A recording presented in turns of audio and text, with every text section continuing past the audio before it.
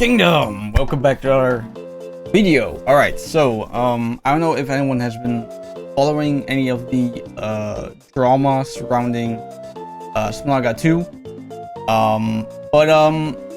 Yeah, this is such a clear example of why game studios and game developers should just, not be egotistical morons online, right? And if they are egotistical morons, they should not make it known that they are, right? Because this will really hurt your brand, this will really hurt your game, this will really hurt your community, right? Especially if you are heavily virtual singling, because whether you're on the left or the right, nobody likes that shit, okay? Let's be honest, nobody likes virtual singling, right? Anyway, so they came out with a statement, a letter to the community from the Subnatica 2 team. Hello, Subnauts. First, thank you for taking the time to share your feedback with us since launch. Now, if you don't know what the feedback is about, it is basically about that you cannot hurt any creatures in the game. Now, I've only have a brief experience with Subnautica 2, or Subnautica 1, when it like came out. I played a little bit, and you could, you know, hurt creatures. Like, for example, one of these fish that had like teeth, you could kill them, right? Which is very normal in a survival horror game, where you can kill the creatures that are hostile or non-hostile, right? And you could like cook fish, I believe. At least you could eat them as well. So yeah, that's like what I know is the real issue with the game. And they really didn't react well to that feedback, right? We've been reading your reviews and comments carefully, and we understand that there are several concerns we need to address more clearly. We also understand that some recent comments from our team made players feel ignored or dismissed. Yeah, no shit. We are sorry for that. Early access should be a conversation with our players, not a one-way explanation from the development team. I agree. Very, yeah, it's logical, right? Your feedback matters, and we do not want any part of our communication to make the community feel otherwise. There are 3 areas we want to speak to directly. Okay, so you got 3 areas right here. First, we understand that creature balance needs work. Right now, some predator encounters feel more frustrating than tense or exciting. Negation tools are not always clear, reliable, or satisfying, and players do not always have enough confidence in how to respond when a creature attacks. This is not the experience we want. This sounds like they're talking about offensive defense, right? Like if you get attacked, maybe you have like a way to like, well, you can't kill them, right? But like somehow protect yourself by something. I don't know. I haven't played the game, so I don't know a lot about any of this, but it surely doesn't make me want to buy the game, that's for sure. Anyway, we are actively working on improvements to create behavior and player negation tools. Okay. Upcoming change will include adjustments to creature aggression timing, aggro range, flare effectiveness, survival to effectiveness, and creature interactions with vehicles and bases. Okay. These changes will be delivered over a series of upcoming patches. Second, we have heard a strong request for more direct ways to deal with hostile creatures. Yeah, I've heard that a lot as well, including the ability to kill them. We understand where the request is coming from. When avoidance and negation tools do not feel effective, it is natural for players to want a more decisive solution. Okay, I guess they understand how logic works, thank God. Our current direction is not based on judging players who want combat, and it is not because we think those players are wrong. Subnautica has always been built around vulnerability, exploration, and survival rather than traditional weapon-based combat. We believe that this is part of what makes the game unique. However, the design only works if creatures' encounters feel fair, readable, and engaging. Right now we know we have more work to do to achieve that. I do partly agree with this, because there were like these fish that you had to like swim away from because they would explode, right? And you couldn't do anything about them. But there were other fish that you could actually kill because you needed their skills, I think, or their teeth, something like that, right? Because, you know, normal survival horror games are about like, oh, gathering resources from the wild, right? And most of the time it is coming from, well, it's coming from nature and animals, right? Because, I mean, if you look at history, right? We as human beings have been surviving on being predators, right? That's just how it is. I mean, we have eyes that go straight instead of eyes that go to the side, right? We are predators. We are not victims or prey, right? Third, we want to be clear about how we view early access. Early access is not only about collecting bug reports, it is a collaboration with the community. We will not always be able to make every request change, but we do have a responsibility to listen carefully, explain our decisions respectfully, and show through our actions that player feedback is shaping the game. Yeah, how... Wow, what a revelation here. Yeah, early access should be about the players, because the people who play your goddamn game in early access, which is a not finished build, right? They have, in my opinion, an obligation, right? Because you are delivering them a unfinished product, right? An obligation to be straightforward, direct, informative, and first and foremost, responsive. Those 4 things should be imperative for a developer team that is, well, releasing a early access game. In the upcoming weeks, we will be delivering a series of improvements aimed at addressing the concerns we are hearing from this community. We hope these changes will demonstrate that we are listening and that we are committed to working with you to make Subnautica 2 the best game it can be. Thank you again for your honesty, patience, and passion for the game. That's all HR nonsensical wordings, right? But essentially what they're saying is they seen the feedback, right? They have acknowledged the feedback. They are going to change things. They're very, very vague about everything, by the way. Like, that's typical HR. Like, they are super vague for the sake of not making any expectations, right? Outside of, well, we're gonna make some changes. That is what the Subnautica 2 state is on right now. I was really looking forward to playing this game. I was actually planning on playing Subnautica 1 for the first time, like peeling the actual game, and then finally ever, you know, cracking open Below Zero for the first time, because I own both games. I've just never really sat down and played them. And then I was gonna be like, well, Subnautica 2 is here. It has co-op. I'm definitely gonna be playing that with my friend together. Gonna be a blast. For example, I really like playing Raft with him. Really, really fun game.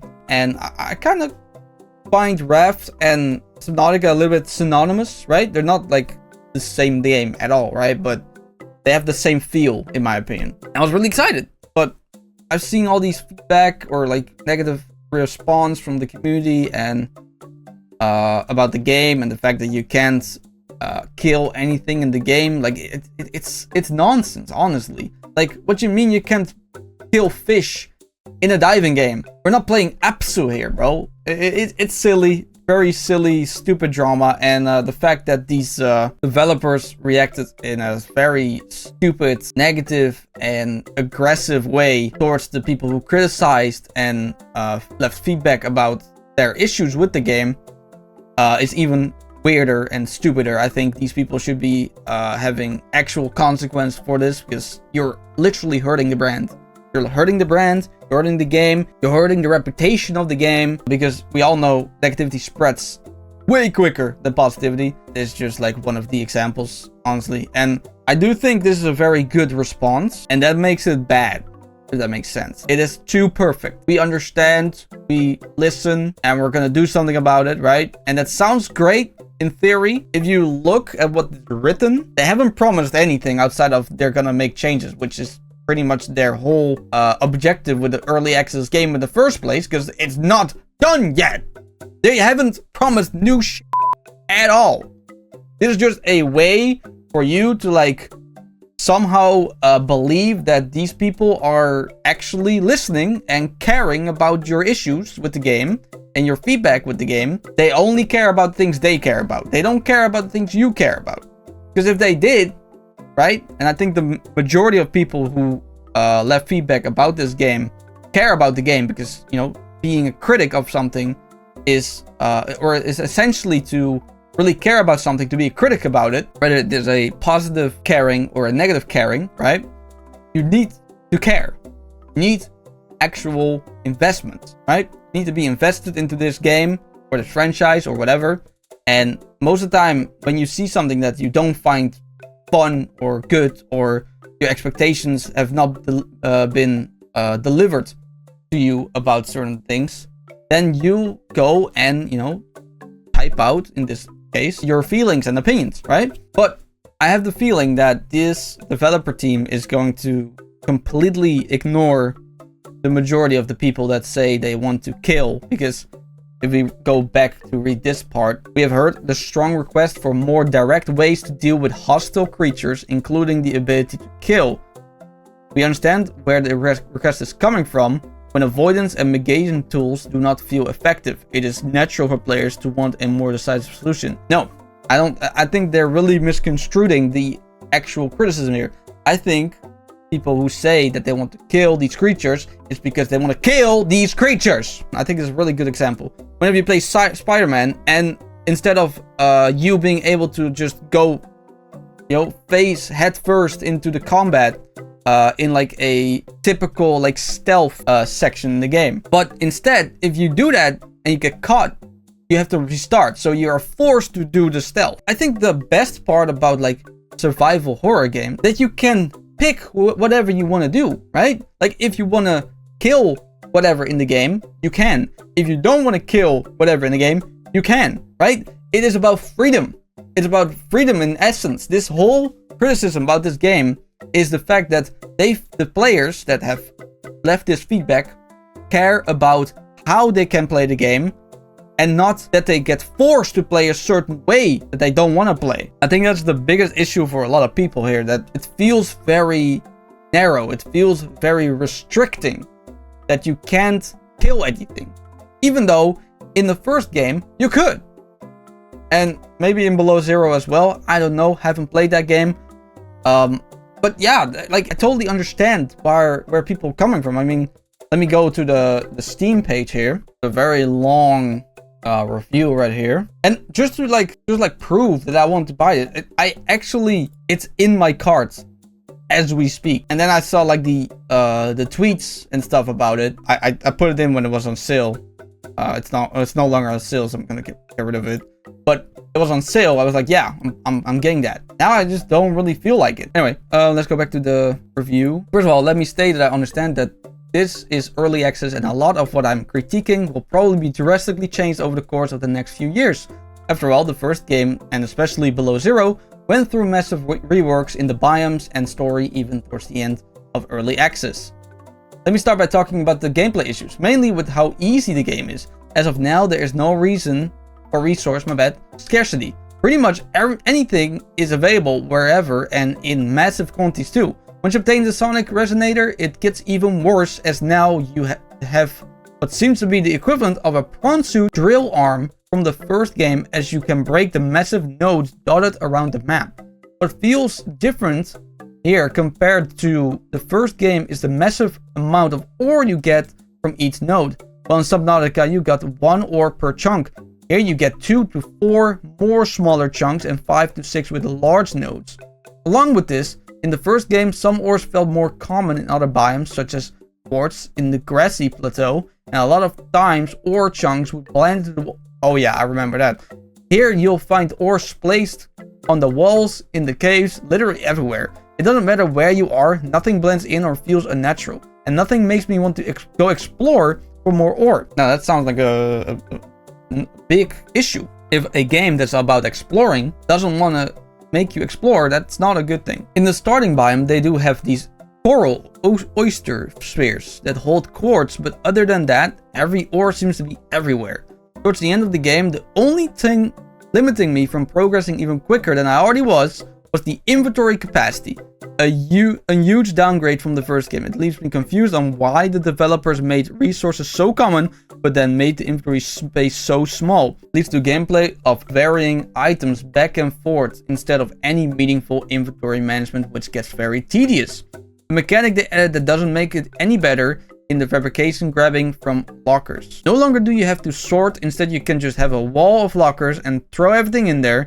It overall just made progression and storing my loot neatly in labeled lockers meaningless, as I pretty much made every tool, upgrade, the only sub and its attachment long before I finished the available story or explored the last biomes.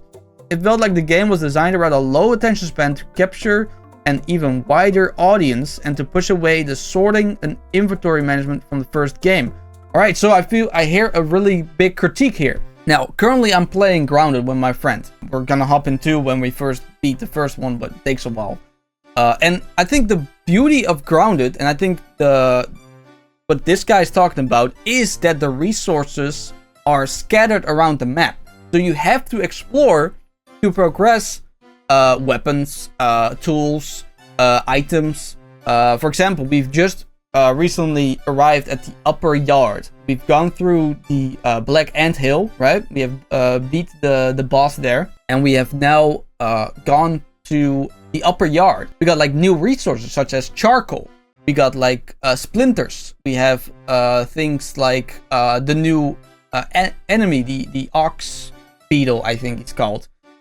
We have termites now, right? Like those are 4 very important and critical things to upgrade all your stuff to like level 3, right? And I think it's really cool because you start off with like level 1 stuff, and then when you like progress further, you go up to level 2, and eventually you get to level 3, right? And that's a really fun way to progress story while encouraging exploration.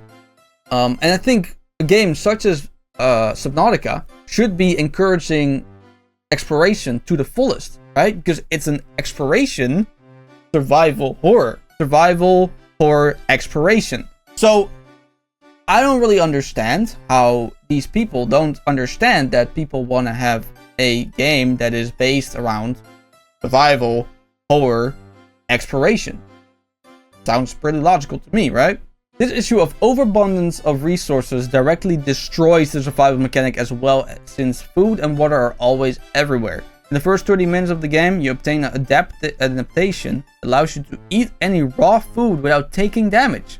This means you don't really have to cook food at all as long as you are near water slugs or fish, and since my only source of water doesn't run away from me, I can just swoop down with an empty hotbar slot and eat whatever I pick up.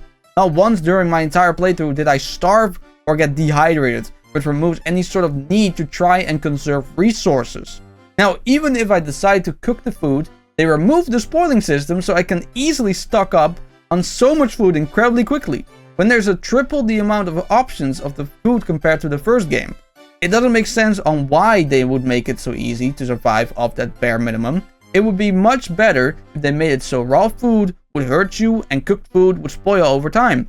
Naturally, this would also lead the players into making the new prepared meals that offer so much more food and water compared to just cooked fish. This could be complemented by the re-implementation of the spoilage system by making the more processed food not spoil, or at least spoil slower than normal cooked fish. I think he's literally describing how Grounded works right now, with like their food system and their water system. And if that is really something that, like, again, this is a survival horror exploration game, so managing resources and hunger and thirst is a critical thing in the game, right? It's a critical survival gimmick, right? You have to eat and drink to survive. Yeah, I think that's bad, right? Like, sure, maybe you want to make it an option for people who don't really care about that kind of stuff, right? I think that's fine. Like, make it an option, make it a slider in the options or something, saying like, oh, I don't want to fuck with my food resources and thirst stuff. I don't want to fuck with that, right? Because that's like one of the things I always hate about Grounded is like, oh god, I need to go catch more weevils and aphids to you know, cook up and eat, right? Because we haven't really min-maxed any food items and stuff yet. You really gotta get on that though. It's getting really annoying at this point. But yeah, I really understand that there's like, what I hear from this review, right, is they have no challenge. The resources are abundant, so exploration is pointless. The most overpowered things in the game you get really early in the game. I mean, he was talking about prawn suit arm thingy. Obtain the sonic resonator. It gets even worse, as now you have that seems to be the equivalent of the prawn suit drill arm. Now I remember the prawn suit is like this little or not little, there's this big machine that you go into which can like drill stuff really quickly, right? And really efficiently. So if they get that early in the game, that's like a mid-game resource in like Subnautica 1. Already no challenge to resources. The inventory is too small. That's what I hear so far. There's no reason to label any of your chests to like make it more organized or whatever. Now the second issue I have with this game is the lack of freedom when exploring. Hey, that's what I talked about, yeah. For some reason they decided that the early access to the map would be in a straight line, leading to little meaningful exploration and something more akin to other games where you would find an item to progress to the next area. What made the first game so special was the lack of hand-holding and the ability to swim off in a random direction. I understand, yeah.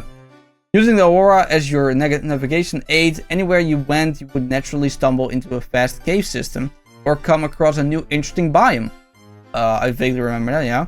Here you go in one single line, and with all resources being available to you in each biome, and in larger quantities as you progress, there was no reason to head back to my first base, or even make a main base at all. It seems that over the course of early access, we will be getting closer to the giant tree. It leads me to believe the map won't be as open as the first, and instead will be a line of progression towards the end goal, similar to how Below Zero started you in the corner of the map. Additionally, the movement speed is once again nerfed from the previous game. We are now at the point where the first sub, the tadpole, is slower than the sea glide from the first game, even with its speed chassis attached. That sucks, bro. The sea glide wasn't even that fast to begin with. This makes traversing the larger, more open portions of the map feel like an absolute slog. The game would seriously benefit from having a larger sub that you can use as a moving base. Now, since my review is getting too long for Steam, let me summarize some other gripes I have with the game. Alright, music that plays when near the Leviathan was cool the first time, but quickly removes any tension. I built a base near one of the spawns, and pretty much the whole time all I could hear was the music. A toggle for it will be appreciated. A lot of the large shark-like creatures feel weak once they hit me, and I saw that they did a fraction of my health. All tension was lost, and I didn't feel the need to outright avoid them. Additionally, a lot of the creatures feel like they just want to annoy you, especially towards the later half of the available game. Everything just aggroes onto you and swims in circles around you or attaches to your sub, slowly chipping away at your health, but still doing so little that the only annoyance they caused was the inconvenience. Now, I also don't really want to touch the topic of fish killing since it's been done to death. I really think the developers' response needs to be thought about more. If the whole point of going into early access was to get feedback, what's the point of directly saying no to feedback you don't like? Especially when it's not a major change, as killing fish was already present in the previous two games. It makes me even question whether leaving a review will make them change anything if they will toss any criticism to the side with the rest of the reasonable complaints. The review score is already at almost overwhelmingly positive here on Steam, and they've sold 2 million copies, so what's the point in listening? If I want them to add sleeping so I can skip the pitch black night, should I just play Minecraft instead? An FOV slider would be nice, since it feels like I'm playing Sea of Thieves, where I feel zoomed into the screen. Overall, this game is promising but deeply flawed. I really do hope they fix a lot of these issues, or at least add something that can accompany them. Harder difficulty mode, toggle for Leviathan music. Subnautica was one of my first games I bought on Steam when it was released into early access, and I enjoyed every bit of it. I believe this time the developers can make something special that truly surpasses the original in all aspects, instead of leaving us wanting something better in the future. Oh, and if you can bring back the coffee and vending machine, that would be great. Alright, and the specs are a Ryzen 7, 33 gigs of RAM, and a 5700 RX. Nice, huge. Alright, so that was one of the reviews. The other ones are a lot. I could like read a couple more. Let me like get the couple like short ones. For example, we have here the Ilua is hot garbage and I violate it every single day. I plan to violate it into the foreseeable future. Ilua is pretty much like the rules for how you use the product, I believe.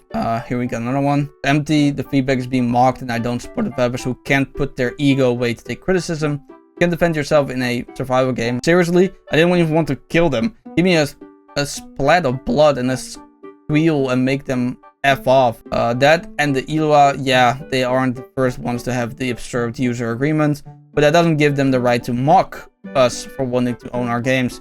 refunded out of principle. I really want to like this game, but this new generation of devs don't know how to keep their mouth shut. Go play Sons of Forest if you want to kill stuff. Seriously? Yeah, that was a very immature and stupid response. It's ludicrous, honestly. Just wait for the full game. Currently, is a downgrade of Subnatica 1. Very few and cut corners. Cut content, my bad. Stuttering crashes. Dev said we aren't killing game. Go play Sons of Forest or something if you want to kill. Wow. Yeah, this is what I mean. Like what I said. Like how the developers responded to the criticism. That's really just hurts everything. I was told explicitly by the devs who worked on this game, if I had a criticism, I should go play something else. This game is not finished and is not good yet. It's okay. I would recommend you play something else, like the devs said to. They also just lie for no reason. You could easily kill things to Subnautica 1 and below 0. They literally gave you torpedoes and other items specifically to do so. Then they turn around a virtue single like spineless job human all over some stupid drama. How about just stop being so stupid? Just make a game how people obviously want it and wanted it since your first. Yeah, I think that's also a big issue because you had such a good, massive game. Oh yeah, look at this. Like similar games you've played. Look, Grounded and Raft. Yeah, look at that. I'm not a LARPer. You can tell. Like I'm actually playing these games. Like 20 hours on record and 76 hours on record. Now the 20 hours are a bit low because I started on the Xbox Game Pass for Grounded, so it should be like higher than 20 hours, but on Steam I have 20 hours right now, so yeah. Anyway, I think I'm gonna wrap it up here. Let me know what you think about what this developer studio is you know, doing and saying, and how you think this affects, well, the game and the community, and your opinion about this studio. And what do you think about the game so far? Have you played it already?